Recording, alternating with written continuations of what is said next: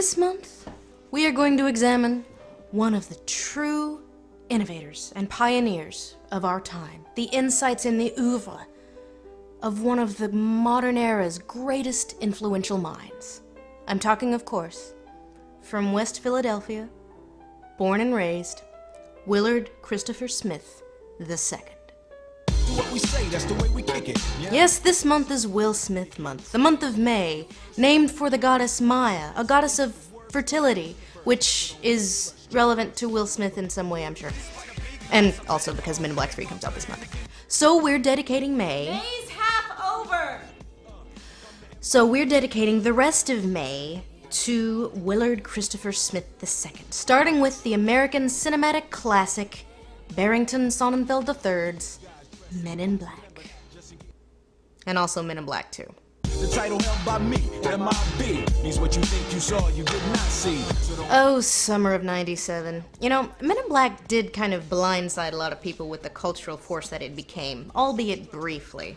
Let's take a moment to remember that song, shall we?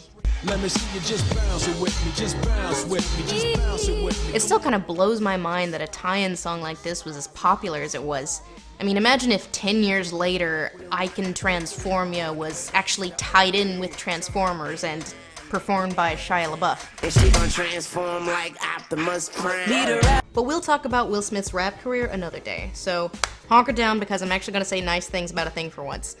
In this case, it's really difficult from a formula perspective to really pin down what makes a movie good. But in Men in Black, all of the elements really work, to the point where I would consider it a great example of how to make a movie 101.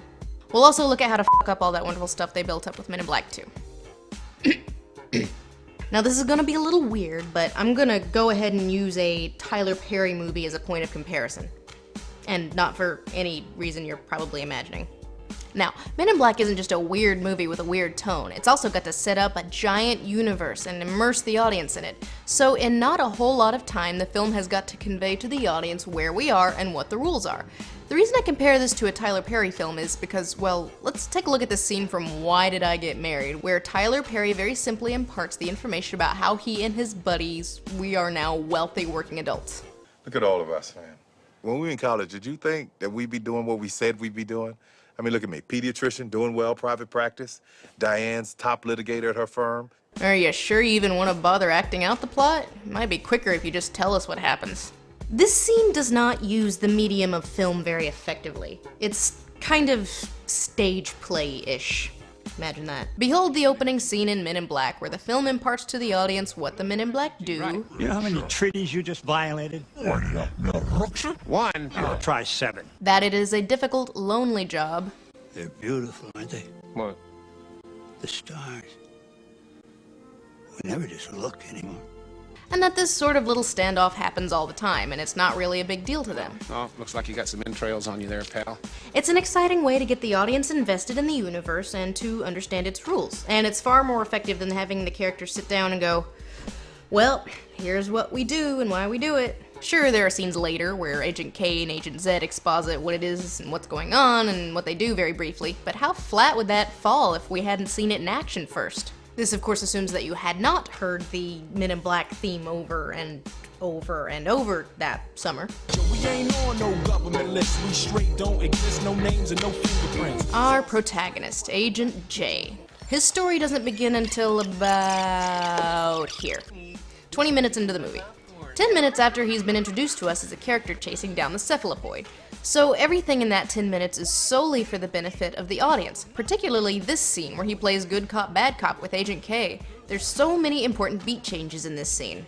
But then again, it doesn't really factor into Agent J's story because K immediately wipes his memory of the whole ordeal. This is all for the benefit of the audience, setting up the two main characters' dynamic, the universe, and the plot, which is probably the least interesting thing in the film. But that's okay. In a film like this, where the universe and the characters are the important thing, the plot can stand to be kind of boring and irrelevant. That's kind of how it is with every mystery plot.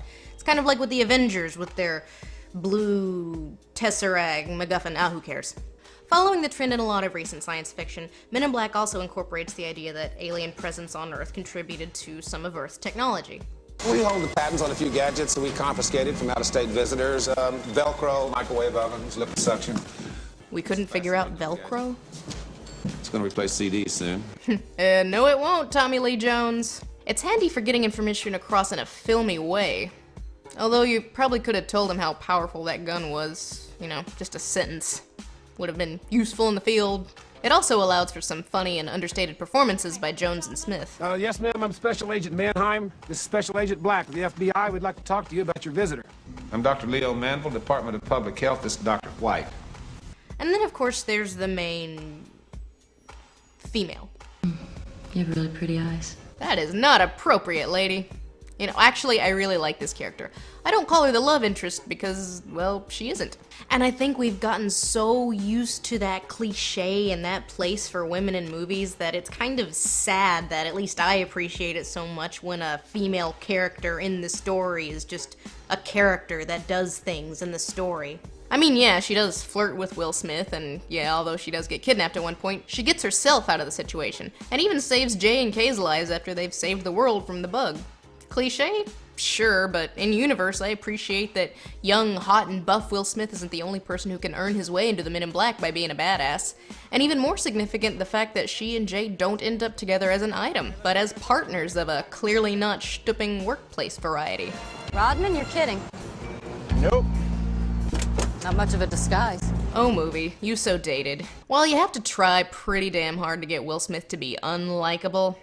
Now touch my breast. Yeah, Agent J's big defining characteristics are how he, unlike the rest of the Men in Black, is still adjusting to this new reality, and he actually cares about the common man's well-being while out in the field. Please. Would you stop that? What? That thing is gonna give her brain cancer or something. Kay is the likable old curmudgeon who doesn't really form human attachments, but Jay is out to do some good in the world. He's young and idealistic, and that's an important factor to keep the movie grounded and to keep us invested. And now that he's gone, you gonna go in town, you go to Bloomingdale's, you find yourself some nice dresses, get yourself some shoes. Men in Black is also a weird movie by mainstream standards. A bizarre, disgusting movie with a really cynical worldview. Well, universe view. While most alien invasion movies incorporate a sense of bigness and wonder at the goings-on, like the alien invasion or explosion or whatever is the biggest thing that has ever happened on Earth or any other planet for that matter, with Men in Black, it's the complete opposite. Except for Agent J, every single person in the Men in Black maintains the perspective that everything that goes on the planet Earth, it's pretty irrelevant in the grand scheme. There's always an alien battle cruiser or a Carillion death ray or an intergalactic plague that's about to wipe out life on this miserable little planet. And Rip Torn's reaction when Will Smith realizes that the Earth will be destroyed in an hour? That sucks. These are some pretty big concepts for a movie to expect the lowest common denominator, let's call them Cletus and Joanne, to follow. We don't matter? We're just a tiny, tiny part in a much larger story? Human life isn't the end-all be-all? Intellectual and mind-blowing concepts? Barely, but that's a hard pill for Joanne and Cletus to swallow. Men in Black keeps driving home the idea that the Earth is a very tiny, nigh irrelevant part of a much, much greater universe. So surely there were more interesting stories to tell in that universe than the one that they came up with! Hey, Tommy Lee Jones, remember your happy ending in Men in Black 1? Well, it wasn't happy after all. Your wife left you. You're back on the force. The kids love the way you argue with Will Smith. And, Frank the Pug. Yeah, let's bring him back and give him a bigger part. Hell, let's make him an agent. Let's put him in a suit. Pug in a suit. And the Buggy Worm guys. More of them. And Tony Shalhoub, bring him back. He's got a fake nose now. And remember in the first movie how celebrities were aliens and it was funny? More! I can be Agent M. But no gross evil cockroach aliens this time. Let's make him a sexy bikini lady. They told me I've got real potential. Why even have sequels? Well, some properties are more engineered towards franchise than others. Comic book adaptations, for instance. They're adapted from what are practically soap opera in print with fighting, so you could go on forever with those, at least until people got sick of them. X-Men, Spider-Man, those are properties with lots of franchise potential. Movie like Seven, not so much. And Men in Black really could have been perfect franchise fodder. And while I really do hate Men in Black 2, it does have some value as perhaps the best example of a really shitty sequel, especially considering it was made by the same people who made the first one. How does that even happen? In a word, Hey, the kids really liked it in the first movie where Will Smith rapped about the movie, so let's have him do it again, but this time let's have the chorus be about like a really boring thing. Like this, let me see you bop your head, nod your head, come on! Now scratch your nose! Now read a book! The reason sequels are generally awful is because studios like more of the same. They like cherry-picking what the public liked about the first movie and steroiding it up for the second time, forcing it into the studio like an ass into 3 sizes too small pair of skinny jeans, whether it works in the story or not. And I have a difficult time coming up with a more egregious example of this than Men in Black 2.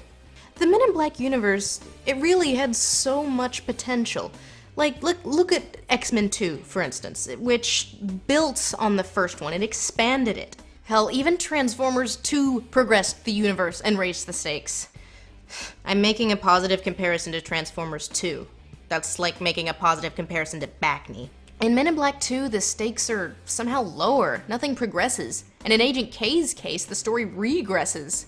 What movie you're gonna say, like, oh, remember in Men in Black 1 when he was done with the Men in Black and he was ready to move on? Well, he wasn't. Kidding! That's why your wife left you. Am I saying that Agent K should not have been in the sequel? Yes! You ended his story. You knew the film was gonna be a franchise. If you didn't want him in the sequel, you shouldn't have written him out. So in the sequel, it ends up feeling kind of smaller in that respect. That and nobody in the movie acts like a person. Take Kronk here. What the hell are you doing here, worm boy? T.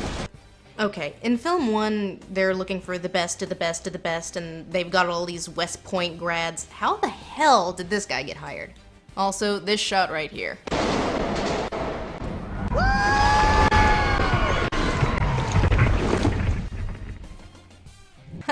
It's funny because they're New Yorkers and oblivious, I guess. Hey, Barry Sonnenfeld, you grew up in New York. You should know this. I would notice the giant worm. You know why? Because it's late and I want to go home and I'm looking for my train. I'm gonna be like, oh, is that the queue? Aw, that's not the queue. That's the giant alien worm.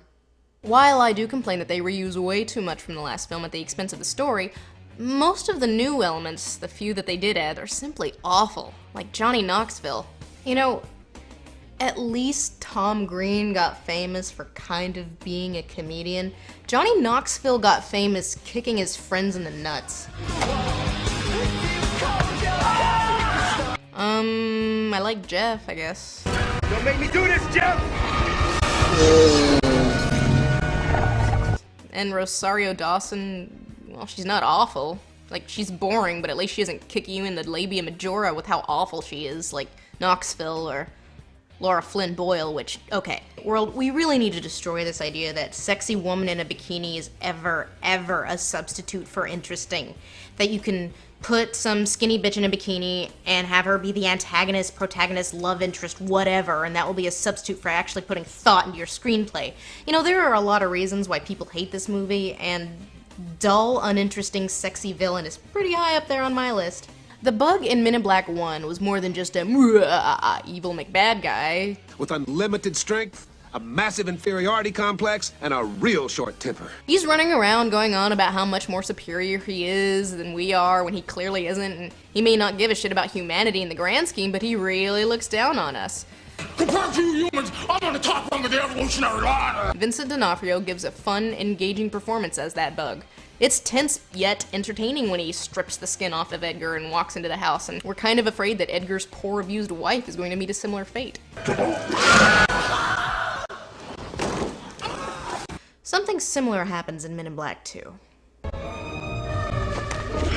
Hey, pretty lady. Hey, what?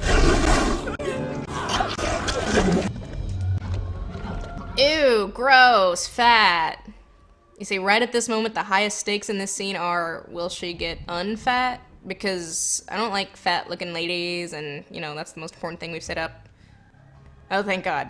But I think the saddest thing about this film is the way they try to recapture the lightning in a bottle that was the dynamic between Tommy Lee Jones and Will Smith. Such to the point that they have to drag poor Tommy Lee Jones's character back into the movie and deneuralize him, and Agent J has basically been neuralizing his way up the corporate ladder. He's unhappy, I guess, because Agent K is gone, which is fair, but he is gone. Like, even if you do bring him back, which of course they do, the dynamic is gone, because this is a completely different story. It has to be.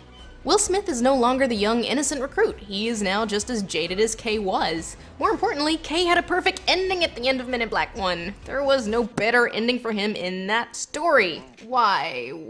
Right. I assume bringing Agent K back was also akin to the incredibly lame way they wrote out Agent L. Plus, you can't count L. I mean, she wanted to go back to the morgue. I helped her. This is like when they killed Newt at the beginning of Alien 3.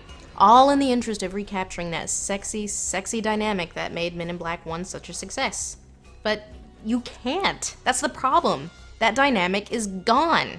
You move on. Make a new story. That's what good sequels do. Allow me to painfully reiterate, even Transformers 2 did this. The Transformers franchise did it in a flaccid, stupid way, but it did it. Hey, you know what else is funny? Toilet. There's a giant toilet in Men in Black 2. Yeah, every Saturday night, you be like, flush me, Jay, flush me. I'd be like, nah. I mean, there were really so many ways that they could have expanded this universe, which they established in the first movie. You're only seeing a tiny, tiny fraction of. And I would say it's done and over with, and, you know, that we should move on, but... Let this lose me, baby. Yeah, you baby. But I'm sure that it will have the opportunity to regress further with Men in Black 3, A Twist in Time. Or Men in Black 3, The Spy Who Shagged Me. Whichever you prefer. Now, it was originally my intention to start with more recent Will Smith movies and move back in time. We have to go back in time. Shut up, Pitbull. But it was important for me to start here, because this character in Men in Black might be Will Smith's defining character, say perhaps his character in Independence Day.